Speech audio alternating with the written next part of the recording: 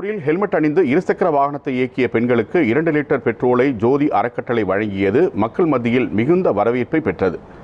தஞ்சாவூரில் நூதன சாலை பாதுகாப்பு விழிப்புணர்வு நிகழ்ச்சி நியூஸ் 7 தமிழ் அன்பு பாலம் மூலமாக ஜோதி அறக்கட்டளை சார்பில் நடத்தப்பட்டது.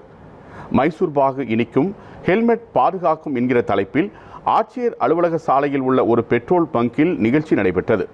அந்த வழியாக ஹெல்மெட் அணிந்து சென்ற பெண் இருசக்கர வாகன ஓட்டிகளுக்கு 1/2 கிலோ மைசூர் பாக் இலவசமாக வழங்கப்பட்டது. அதோடு 2 லிட்டர் பெட்ரோலும் விலையில்லாமல் வழங்கப்பட்டது. இந்த விழிப்புணர்வு நிகழ்ச்சியில் பங்கேற்ற பெண்களில் ஒருவரை தேர்ந்தெடுத்து 1 கிராம் தங்க நாணயமும் கொடுக்கப்பட்டது.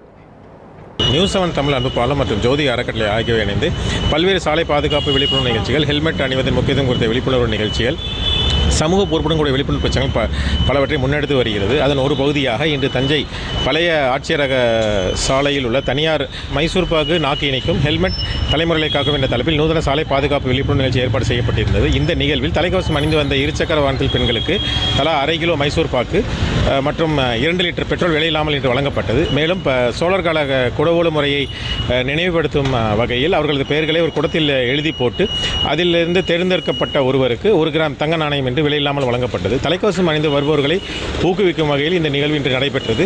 தொடர்ந்து நியூஸ் 7 தமிழ் அன்பு பாலம் மூலம் ஜோதி அறக்கட்டளை சார்பில் சமூக பொறுப்புடன் கூடிய விழிப்புணர்வு பிரச்சாரங்கள் தொடர்ந்து முன்னெடுக்கப்படும்.